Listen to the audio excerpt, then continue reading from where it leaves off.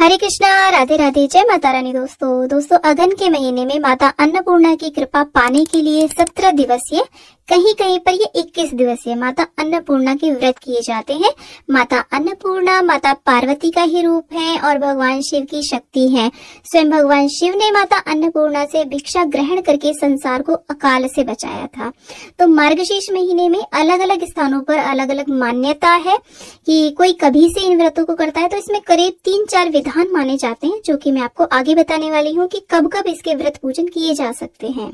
करीब पूरा मार्गशीर्ष यानी कि अगन का महीना माता अन्नपूर्णा को समर्पित होता है। देखिए, पहला जो विधान है वो है मार्गशीर्ष महीने के कृष्ण पक्ष की प्रतिपदा से लेकर के शुक्ल षष्ठी तक, जिसे स्कंद षष्ठी भी कहा जाता है, तब तक 21 दिवसीय माता अन्नपूर्णा का व्रत पूजन किया जाए। दूसरा जो विधान माना जाता है वो माना जाता है कृष्ण पक्ष की पंचमी से, यानी कि अघन मास के कृष्ण पक्ष की पंचमी से शुक्ल पक्ष की षष्ठी तिथि तक, यानी कि 17 दिवसीय ये व्रत पूजन किया जाए। तीसरा जो इसमें विधान माना जाता है वो माना जाता है कि मार्गशीर्ष महीने की कृष्ण पक्ष की पंचमी तिथि से लेकर के शुक्ल एकादशी तक ये व्रत पूजन किया जाए।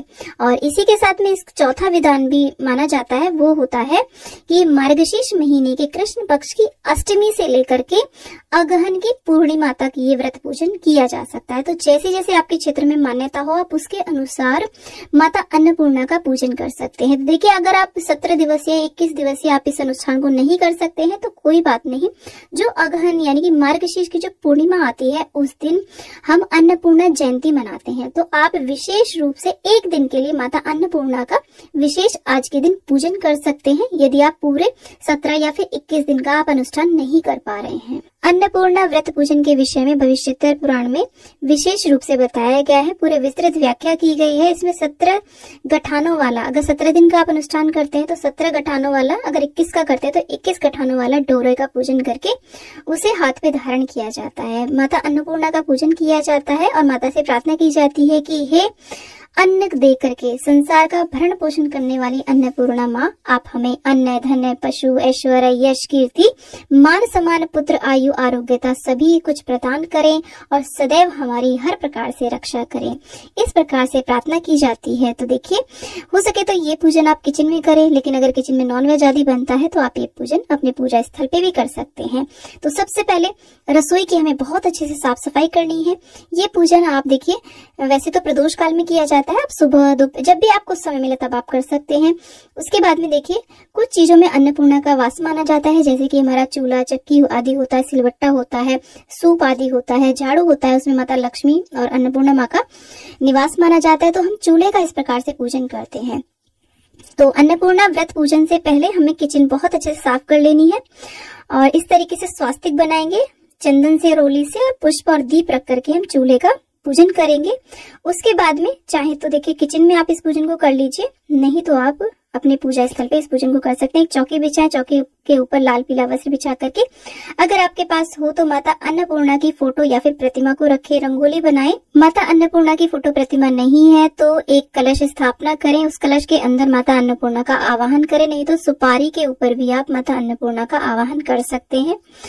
तो देखिए, इस प्रकार से एक पान के पत्ते पर हम गणेश जी का आवाहन करेंगे, गणेश जी की प्रतिमा को स्थापित करेंगे टीका करके। उसके बाद में नया धान यदि आपके पास उपलब्ध हो, नहीं तो आप चावल भी ले सकते हैं, कलश भर करके अवश्य रखें। तो हमारे पास अन्नपूर्णा माता की प्रतिमा भी है, वो भी हम देखिए धान के ऊपर रख देंगे और उनको भी हम टीका कर देंगे। इस प्रकार से आज के दिन भोलेनाथ का भी पूजन अवश्य रूप से करना चाहिए। और अगर आपके पास नहीं है अन्नपूर्णा माता की फोटो तो आप शिव परिवार का भी पूजन कर सकते हैं, क्योंकि आज के दिन गणेश जी का, शिव जी का और पार्वती मैया का भी पूजन किया जा सकता है, क्योंकि पार्वती मैया ही अन्नपूर्णा माता है। उसके बाद में जल का छींटा दे देंगे और यहाँ पर एक जल का कलश रख देंगे। गणेश जी को हम दुर्वा और लाल पुष्प, गुड़हल का पुष्प हो तो बहुत उत्तम है, वो अर्पित करेंगे। भगवान भोलेनाथ को पीले और माता अन्नपूर्णा को हम लाल पुष्प अर्पित करेंगे इस प्रकार से।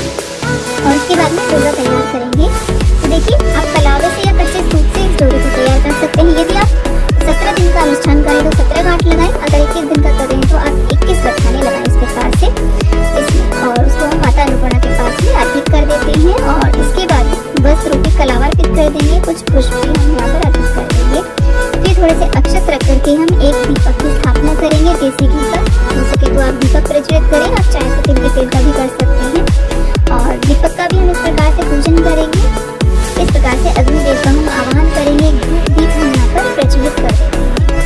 तो इस तरीके से देखिए, आप चाहें तो अगर ये 17 दिन आप अनुष्ठान कर रहे हैं तो इस तरीके से सुबह शाम दोनों समय हमें पूजन करना होता है, भोग आरती करनी होती है। और इसमें अगर आप व्रत कर रहे हैं तो व्रत में आप एक समय मीठा भोजन खाएं, नमक का इसमें त्याग किया जाता है अगर संभव हो सके। उसके बाद में दो प्रसाद यहाँ पर अर्पित कर देंगे, नारियल का भोग अर्पित करेंगे, खीर का भी लगा सकते हैं भोग, या फिर कोई भी आपने मेवा मिठाई बनाई हो घर में उसका भोग लगाएं, कोई भी ऋतु फलों का आप भोग लगाएं। माता का जो ये करछी होती है उसको भी इस प्रकार से चावल से इस तरीके से आप बहुत ही सरल तरीके से पूजन करें। और उसके बाद में हाथ में कुछ अक्षत और धूप लेकर के हम अन्नपूर्णा माता की कथा को श्रवण करते हैं। इसके बाद में आरती करें, माता से प्रार्थना करें, क्षमा याचना करें। अब जितने दिन भी आपको ये अनुष्ठान करना है, 17 या फिर 21 दिन, उतने दिन से चौकी आप ऐसे ही लगा के रखें।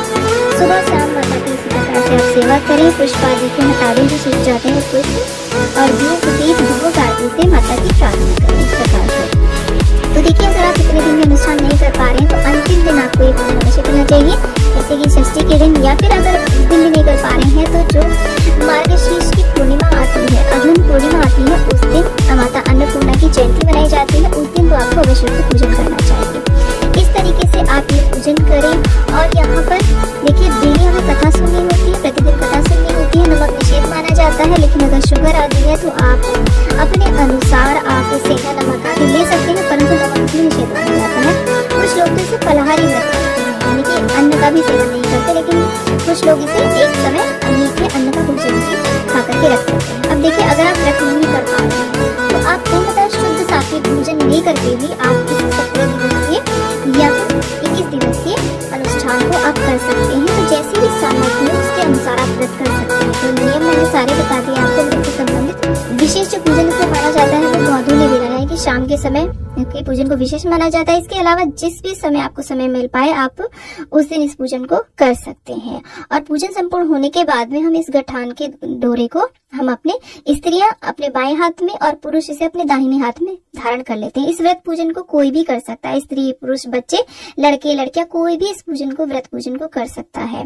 इससे घर में सुख समृद्धि आती है, संपन्नता आती है। माता महालक्ष्मी, यदि किसी को संतान संबंधी कोई समस्या है तो संतान संबंधी समस्याएं भी दूर हो जाती हैं। अब ये जो 17 गठानों का या 21 गठानों का जो डोरा है, कोई लोग तो पहले दिन ही बांध लेते हैं और जब तक व्रत पूजन करते हैं तब तक इसको, क्योंकि इसके नियम माने जाते हैं, इस डोरे को ऐसे ही धारण नहीं किया जाता। जब तक ये डोरा हम धारण करते हैं तब तक हमें पूर्णतः ब्रह्मचर्य का पालन करना होता है, छल कपट झूठ आदि से दूर रहना पड़ता है, किसी से झगड़ा नहीं करना और माता का सदैव ध्यान करते रहना होता है। तो इसके कुछ नियम होते हैं इस डोरे को धारण करने के। तो इसलिए आप इसे जब आप व्रत पूजन करते हैं, अनुष्ठान करते हैं, तब आप धारण करें। कुछ लोग इसे अंतिम दिन धारण करते हैं और आगे तक यदि हम धारण करते हैं तो हमें आगे तक नियमों का सभी का पालन करना पड़ता है। तो जब भी आप इस डोरे को धारण करें तब इन नियमों का पालन आप अवश्य करें।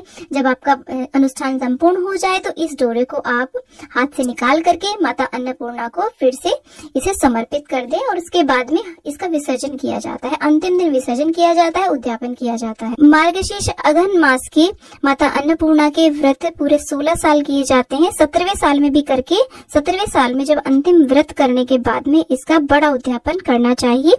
जैसे कि प्रत्येक वर्ष आप 17 दिवसीय या फिर 21 दिवसीय आप अनुष्ठान कर रहे हैं तो प्रत्येक वर्ष आप लघु स्वयं से आप उद्यापन कर सकते हैं छोटे स्तर पे, परंतु जब आप पूरे 17वें वर्ष में आप इस उद्यापन को करें तो ब्राह्मण आदि को बुला करके पूरे विधि विधान से आप इसका उद्यापन करें। प्रत्येक वर्ष जब आप व्रत करते हैं तो आप चाहे तो देखिए 17 पात्रों में भर करके 17 दोनों में भर करके आप 17 ब्राह्मणों को, या फिर अगर आप 21 दिन का करें तो 21 ब्राह्मणों को आप दान दे सकते हैं। उन्हें वस्त्र आदि दान दे सकते हैं, दान अन्न धन आदि का दान दे सकते हैं। या फिर देखिए आप साथ में 17 सुहागन स्त्रियों को भी भोजन करा सकते हैं, उन्हें कुछ भी अन्न धन वस्त्र आदि दान दे सकते हैं। सुहाग की सामग्री आप दान दे सकते हैं। तो जैसी भी सामर्थ्य है उसके अनुसार आप प्रत्येक वर्ष व्रत पूजन का उद्यापन करें। परंतु जब आप 17वें वर्ष में 16 वर्ष व्रत रखने के उपरांत आप जब 17वें वर्ष में इसका उद्यापन करेंगे तब आपको बहुत बड़े स्तर पे इसका उद्यापन करना चाहिए। 17वें दिन या फिर 21वें दिन आप अपने व्रत पूजन को संपूर्ण कर लेंगे तो उस रात भी आपको बिना नमक का ही भोजन करना है। व्रत उस दिन भी व्रत रखना है। अगले दिन पूजा की चौकी का हमें विसर्जन करना होता है। सुबह को हम लघु पूजन करेंगे, हाथ में अक्षत पुष्प लेकर के सभी पूजा की जो भी हमने सामग्री यहाँ पर रखी है, चित्र आदि रखा है भगवान जी का, वहां पर हम छोड़ देते हैं, प्रार्थना करते हैं, माता से क्षमा याचना करते हैं। कहीं कहीं पर इस पूजन में जो नया धान होता है ना, उसकी बालियों का कल्प वृक्ष भी बनाया जाता है। और अगर आपने कल्प वृक्ष बनाया, धान रखा है यहाँ पर, तो उस धान को आप बीज के रूप में भी प्रयोग कर सकते हैं, बीज में डाल सकते हैं, भंडारे में डाल सकते हैं, या फिर देखिए उसमें से चावल निकलवा करके आप खीर बना सकते हैं, भात भी बना सकते हैं। लेकिन अगर आपने यहाँ पे चावल रखे हैं तो उन चावलों को हमें बाहर किसी को भी नहीं देना है। जो भी हम अन्नपूर्णा माता की पूजन में हम चावल रखते हैं, यहाँ पर कलश भर के रखते हैं चावल का, अन्न का, उसे बाहर नहीं देना होता है। आप इस चावल को अपने भंडार में मिला सकते हैं, खीर बना करके खा सकते हैं, तो इससे हमारे घर में बरकत आती है। इससे बाहर किसी को भी हमें नहीं बांटना होता है। माता अन्नपूर्णा के पूजन में जो भी भोग प्रसाद यहाँ पे आपने अर्पित किया है उसे परिवार सहित आप ग्रहण करें। जो भी अनाज आपने यहाँ पर चढ़ाया है उसे आप अपने घर के भंडारे में, किचन में जो भी एक्स्ट्रा आपके अलग से चावल रखे हैं उसमें मिला सकते हैं। धान है तो आप इसे बीज के रूप में प्रयोग कर ले, भंडारे आदि में डाल दें, या फिर उनकी धान में से चावल निकाल करके उनकी खीर आदि बना ले, परिवार सहित ग्रहण करें तो इससे घर में बहुत ही ज्यादा समृद्धि आती है, घर में अन्न धन सदैव भरे रहते हैं। तो फ्रेंड्स, एक प्रश्न आता है कि ये 17 दिवसीय है या फिर 21 दिवसीय है, तो इसमें पीरियड आदि की समस्या बीच में पड़ सकती है। तो यदि आपको पीरियड आ जाएगा तो आपको देखिए व्रत छोड़ना नहीं है, आप किसी अन्य से इस पूजन को करा लें, बच्चों से करा लें, पति से करा लें, या कोई भी अन्य स्त्री आपके स्थान पर इस पूजन को कर सकती है। तो इस व्रत को बीच में आप बिल्कुल ना छोड़ें, क्योंकि ये 17 दिवसीय या फिर 21 दिवसीय अनुष्ठान होता है और अनुष्ठान को बीच में नहीं तोड़ा जाता है किसी भी बात के आने पर। और हो सके तो इन 17 दिनों में, 21 दिनों में, क्योंकि आपने चौकी सजाई है, अपने घर पर ही रहें। इधर उधर की यात्राएं यदि बहुत ज्यादा इमरजेंसी ना हो तो आप मतलब कहीं ना जाएं। और माता की सुबह शाम इसी प्रकार से आप सेवा करें, भोग आरती करें। तो फ्रेंड्स, उम्मीद करती हूँ कि माता अन्नपूर्णा के व्रत से संबंधित ये वीडियो आपको बहुत ही ज्यादा ज्ञानवर्धक लगा होगा। वीडियो थोड़ा भी ज्ञान